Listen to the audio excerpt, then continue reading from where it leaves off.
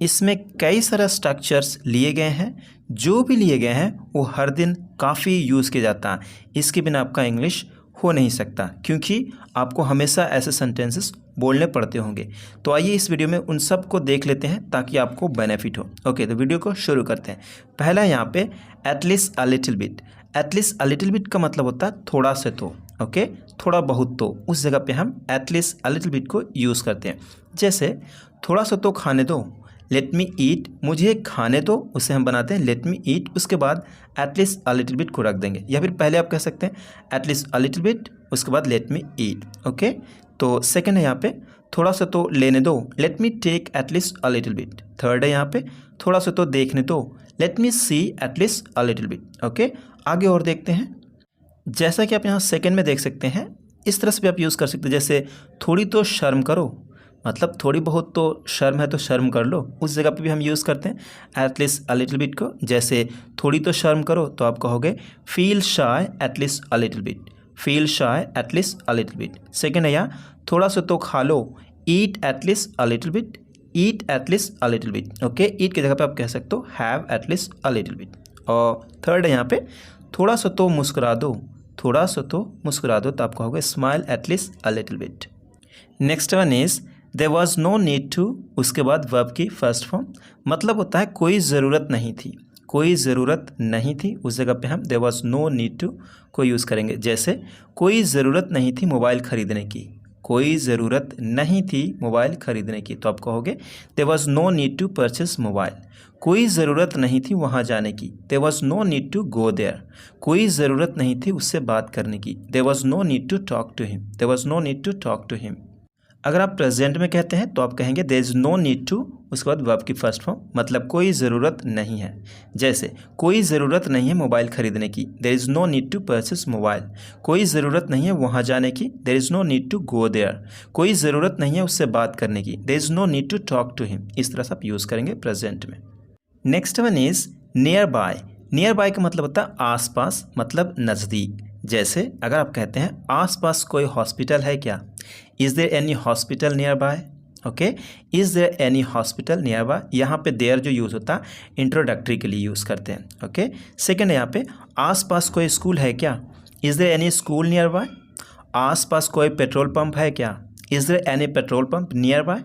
Okay, next देखते हैं। अगला यहाँ पे है बी वेयर इफ़, उसके बाद सेंटेंस, मतलब खबरदार। अगर आप कहते हैं बड़ा ही सिंपल है, बी वेयर रखेंगे, उसके बाद इफ़ से सेंटेंस को रखेंगे, जो भी एक सेंटेंस आएगा। जैसे खबरदार अगर उसे छेड़ा तो, खबरदार अगर उसे छेड़ा तो कहोगे beware if you molest her, beware if you molest her, molest मतलब छेड़ना। सेकेंड यहाँ पे खबरदार अगर उसे मारा तो, beware if you beat him. Third है खबरदार अगर उससे मिले तो, beware if you meet him. तो बी वेयर को इस तरह से आप यूज़ कर सकते हैं। Next one is there where, जहाँ वहाँ। जैसे जब को हम यूज़ करते हैं जब तुम खेलोगे तब हम खाना खाएंगे, इस तरह से हम यूज़ करते हैं जब और तब के सेंस में। उसी तरह से यहाँ हम यूज़ करेंगे वेयर को। ओके, जैसे जहाँ अंधेरा है, वेयर देयर इज़ डार्कनेस। यहाँ पे देयर क्यों, क्योंकि अंधेरा है, यहाँ पे कोई सब्जेक्ट नहीं होता, तो इंट्रोडक्टरी को हम यूज़ करते हैं। जैसे यहाँ अंधेरा तो हम कहते हैं देयर इज़ डार्कनेस हेयर, यहाँ पर कुछ नहीं है, देयर इज़ नथिंग हेयर, इस तरह से हम यूज़ करते हैं। उसी सेंस में यहाँ पे भी लिया गया है, वेयर देयर इज़ डार्कनेस, उसके बाद देयर इज़ लाइट, वहाँ रोशनी है। जो यहाँ वहाँ आया कौन सा आया भाई, तो जहाँ से लेकर के वहाँ जो आता है उसमें आया है। ओके, तो यहाँ पे वहाँ की बात नहीं हो रहा, सिंपली ये वहाँ रोशनी है, मतलब कि जहाँ वहाँ जो सेंस होता है ना, उसके लिए यहाँ पे वहाँ आया। ओके, सेकेंड है यहाँ पे जहाँ हार है वहाँ जीत है, where there is defeat there is victory. उसके बाद है जहाँ चाह है वहाँ राह है, where there is will there is hope. तो इस तरह से आप बनाएंगे। नेक्स्ट वन इज़ सपोज, उसके बाद एक सेंटेंस रखेंगे। इसका मतलब ये होता है मान लो। कई बार क्या होता है इस तरह से हमें कहना पड़ता है, जैसे कि मान लो वह तुम्हारी बीवी है, मतलब एक फॉर एग्जांपल के तौर पे, जैसे कई बार कहते हैं ना मान लो कि यह तुम्हारा मोबाइल है, उसके बाद कुछ भी आप सेट करते हैं एग्जांपल और कुछ भी ऐड ऑन करते हैं, राइट। तो उस जगह पे आप सपोज को बहुत अच्छे से यूज़ कर सकते हैं। जैसे मान लो कि वह तुम्हारा बीवी है, तो आप कहोगे suppose that is your wife. Second यहाँ पे मान लो यह तुम्हारा मोबाइल है, suppose that is your mobile. Third यहाँ पे मान लो यह मेरा घर है, suppose this is my house. उसके बाद कोई भी सेंटेंस को ऐड करेंगे और बोलते रहेंगे। ओके, नेक्स्ट है कुडंट, उसके बाद सब्जेक्ट हैव, वर्ब की third form plus before. Okay, बड़ा ही प्यार से इस तरह से कई बार आपको इस तरह से कहना पड़ता होगा, जैसे पहले नहीं बोल सकते थे क्या, पहले नहीं बोल सकते थे क्या, पहले नहीं आ सकते थे क्या, पहले नहीं पूछ सकते थे क्या। उस जगह पे आपको कुडंट की मदद से आप बना सकते हैं बड़ा ही प्यार से। ओके, जैसे पहले नहीं बोल सकते थे क्या, तो आप कहोगे couldn't you have spoken before. पहले नहीं आ सकते थे क्या, couldn't you have come before, couldn't you have come before. Third है यहाँ पे, पहले नहीं पूछ सकते थे क्या, couldn't you have asked before, couldn't you have asked before. Okay, तीसरा आप कुडंट को यूज़ करेंगे। अगला है यहाँ पे स्केयर्ड ऑफ, बड़ा ही सिंपल है, सब्जेक्ट, उसके बाद helping verb, is, am, are, was verb. Okay, उसके बाद स्केयर्ड ऑफ, उसके बाद अगर कोई वर्ब होगा तो उसमें आप आईएनजी दिखाएंगे, अगर नहीं होगा तो सिंपली एक ऑब्जेक्ट रख करके आगे निकलेंगे। जैसे डर लगना, कई बार आपको इस तरह से कहना पड़ता होगा, जैसे मुझे कुत्तों से डर लगता है, I am scared of dogs, simple कह सकते हैं। उसे बिल्ली से डर लगता है, he is scared of cats. हमें भूतों से डर लगता है, we are scared of ghost. अगर यहाँ पे जैसे मुझे पढ़ाई से डर लगता है, I am scared of study, मुझे वहाँ जाने से डर लगता है, I am scared of going there. इस तरह से आप कह सकते हैं। ऑलराइट, अगला टॉपिक को देखते हैं, सब्जेक्ट हैव या फिर हैज़ या फिर हैड, जो कि पास्ट में हैड होगा। उसके बाद नो मैच, नो मैच का मतलब ये होता है कोई जवाब नहीं, मतलब मेरे जैसा नहीं, मेरे कोई टक्कर का नहीं।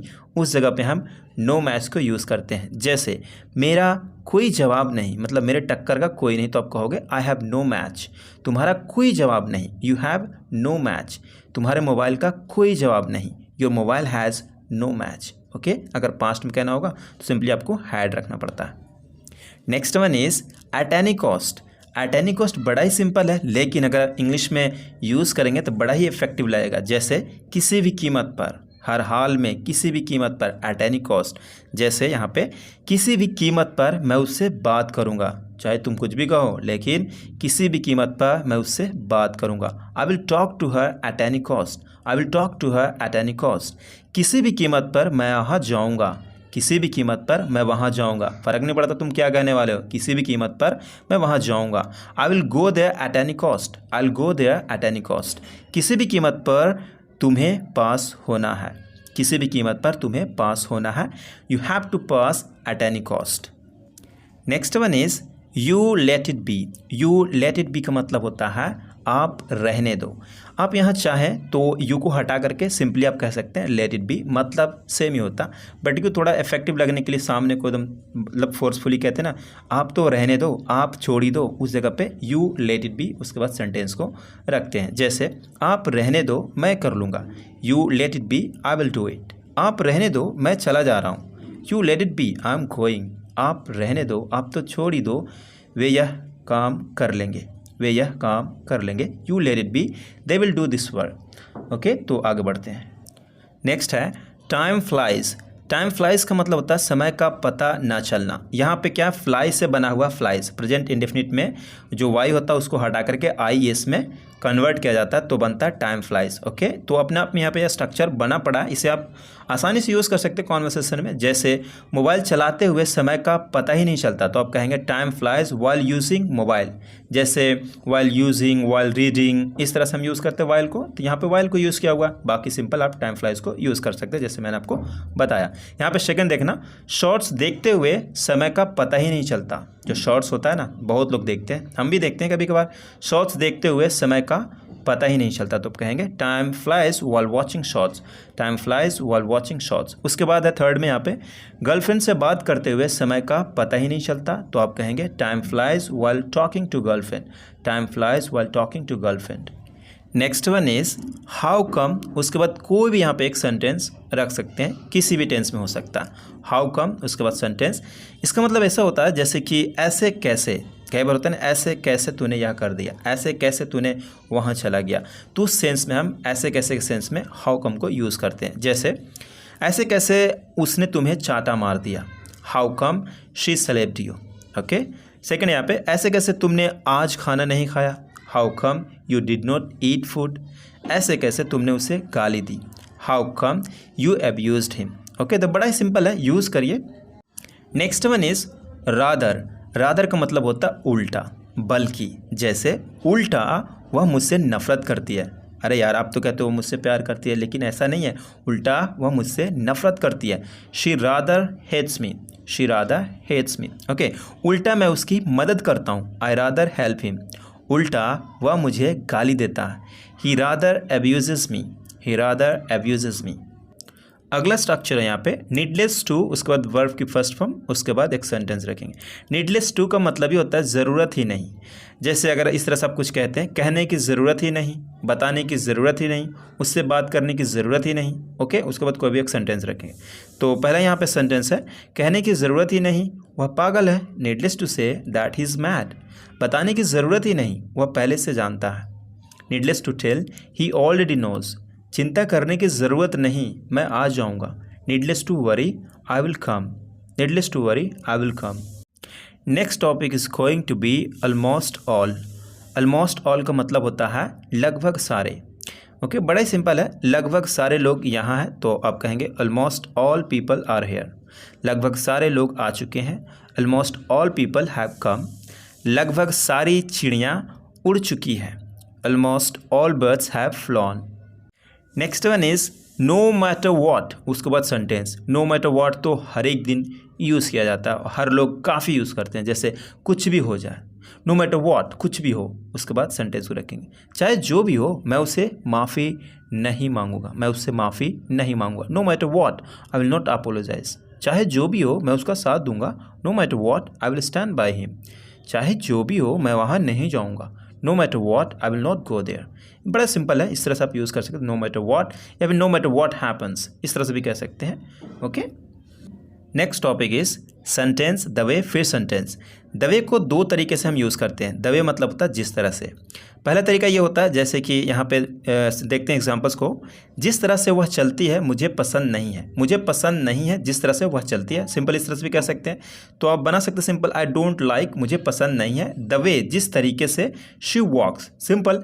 और यहाँ पे थर्ड एग्जाम्पल देखना, इस तरह से भी बनाया जाता है, जैसे कि जिस तरह से वह खेल रहा है ठीक नहीं है, वो ठीक नहीं है। तो आप सिंपली कहेंगे पहले the way he is playing is not good, उसके बाद पूरा का पूरा जो फ्रेज होता है ये, उसको टोटल लेकर के वहाँ पे रिजल्ट दिखाते हैं, is not good, is not bad, जो भी होगा उस तरह से हम यूज़ करते हैं। ओके, तो इसे इस तरह से आप बड़ा आसानी से यूज़ कर सकते हैं। अगला देखते हैं डाइंग टू। डाइंग टू भी बहुत यूज़ करते हैं, जैसे मरे जाना। ओके, इसमें क्या होता है कि इंसान बेताब हो जाता है, मतलब कि मिलने के लिए बेकरार होने लगता है, मरे जाता है कि अब न तब, मतलब मुझे करना ही है, मतलब ये करना है, मिलना ही है। तो उस सेंस में हम डाइंग टू को यूज़ करते हैं। जैसे मैं उससे मिलने के लिए मरे जा रहा हूँ, I am dying to meet her, मतलब बेताब हो रहा हूँ, मतलब अब नहीं भाई, मरे जा रहा हूँ, मुझे जाना ही जाना। मतलब ये नहीं कि सच में मर रहे हैं, ऐसा नहीं है, बट एक कहने का एक सेंस है, कहा जाता है इस तरह से। ओके, मतलब बेताब है। सेकेंड है यहाँ पे, मैं उस नौकरी को पाने के लिए मरे जा रहा हूँ, I am dying to get the job, I am dying to get the job. Okay, third है यहाँ पे, वह मुझसे बात करने के लिए मरी जा रही है, she is dying to talk to me, she is dying to talk to me. The next one is nothing but. Nothing but का मतलब होता है इसके अलावा कुछ नहीं।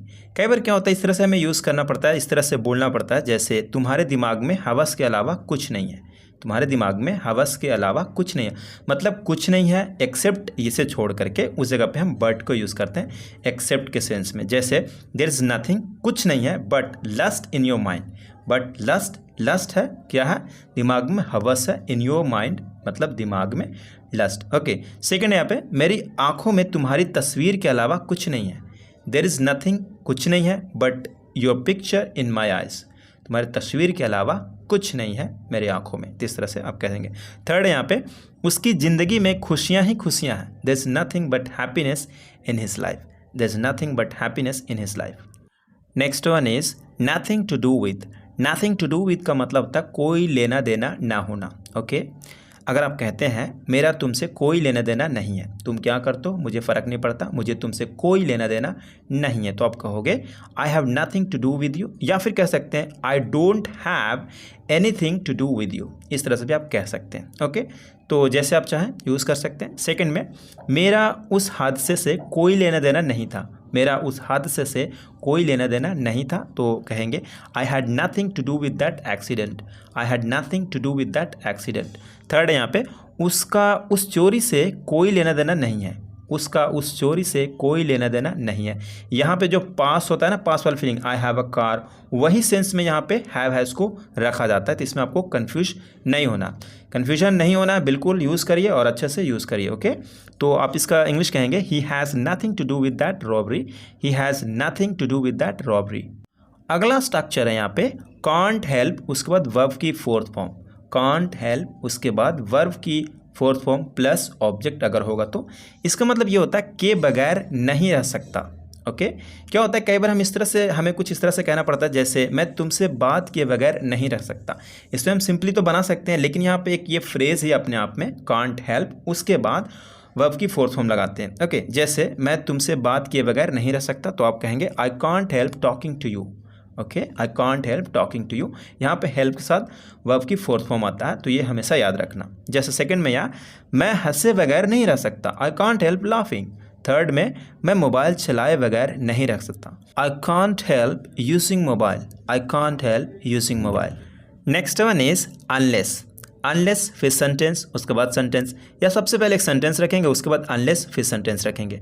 अनलेस हमेशा याद रखना, अनलेस का मतलब होता है अगर नहीं, मतलब इसके अंदर में ऑलरेडी नेगेटिव मीनिंग होता है। जब भी इंग्लिश बनाएंगे तो अनलेस के बाद वहाँ पे अफर्मेटिव सेंटेंस देखने को जैसा मिलेगा, लेकिन वो अपने आप में नेगेटिव मीनिंग होता है। ओके, क्योंकि अनलेस के अंदर में ऑलरेडी अगर नहीं है। ओके, जैसे यहाँ पे अगर तुम सच नहीं बोलोगे तो मैं तुम्हारी मदद नहीं करूँगा, मैं तुम्हारी मदद नहीं करूँगा, आप पहले बना सकते हैं या फिर इसे लास्ट में लिख सकते हैं, दोनों चलता है। जैसे यहाँ पे मैं लिख रखा हूँ I will not help you unless you tell me the truth, या फिर कह सकते हैं unless you tell me the truth I will not help you. Okay, यहाँ पे देखना अगर तुम सच नहीं बोलोगे, यहाँ पे एक कंडीशन को बताता है, अनलेस में क्या है कंडीशन बताता है, अगर तुम सच नहीं बोलोगे, unless you tell me truth, आप इस तरह से नहीं कह सकते हो unless you don't tell me truth, यहाँ पे डोंट नहीं लगा सकते हो, नहीं के लिए बिल्कुल, क्योंकि ऑलरेडी अनलेस में आ चुका है, तो आप यहाँ पे डोंट क्यों लगाओगे। ओके, तो ये हमेशा याद रखना। सेकंड में देखते हैं, सेकंड में यहाँ पे है अगर उसने मेरे पैसे नहीं लौटाए तो मैं उसे मारूंगा, I will beat him unless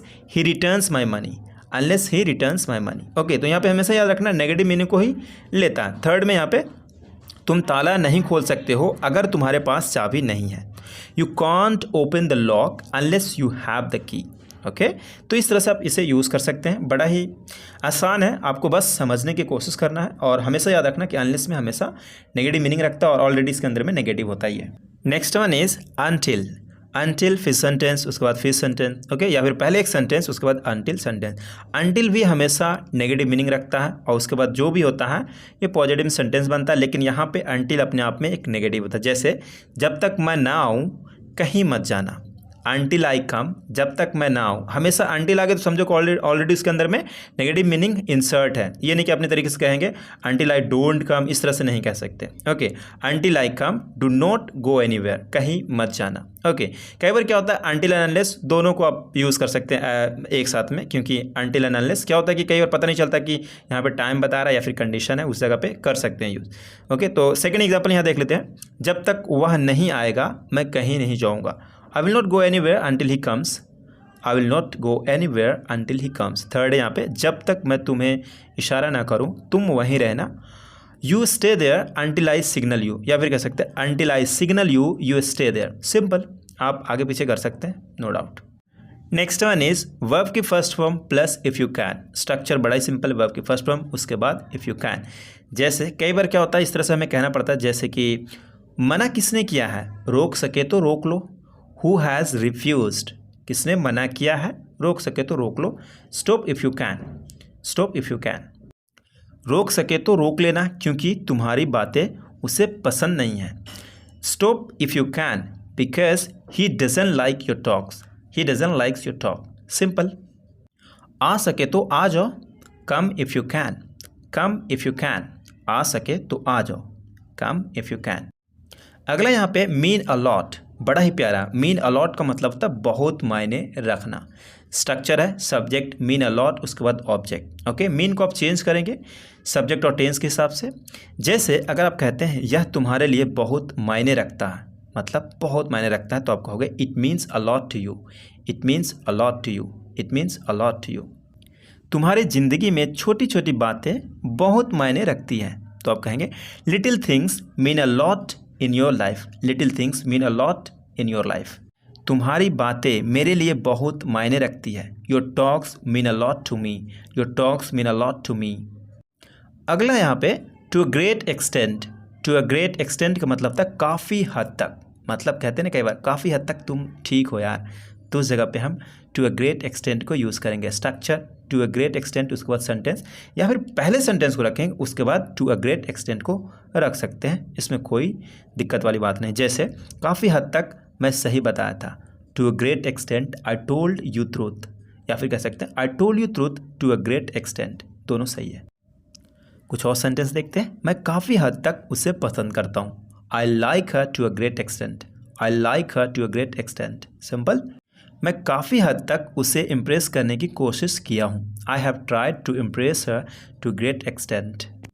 next one is align with. Align with का मतलब होता है मेल खाना, एक जैसा होना। बड़ा सिंपल एक वर्ब है, ओके, तो इसे आप यूज़ कर सकते हैं। कई बार आपको इस तरह से कहना पड़ेगा जैसे कि हमारे विचार आपके सिद्धांतों के साथ मेल खाते हैं। Our ideas align with your principles. Okay, तो उस जगह पे आप अलाइन विद को यूज़ करेंगे। बड़ा ही सिंपल है। आपका टॉक्स मेरे हिसाब से मैच करता है, मेल खाता है, आपकी बातें मेरी बातें में मैच है, एक जैसा है, तो उस जगह पे भी आप अलाइन विद को यूज़ करेंगे।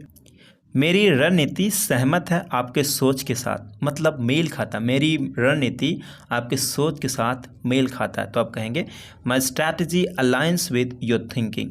My strategy aligns with your thinking. Thoughts भी बोल सकते हैं, थिंकिंग सोच के साथ। Okay, I hope you got it. Thank you so much guys. मिलते हैं अगले वीडियो में, तब तक के लिए अपना ख्याल रखिए।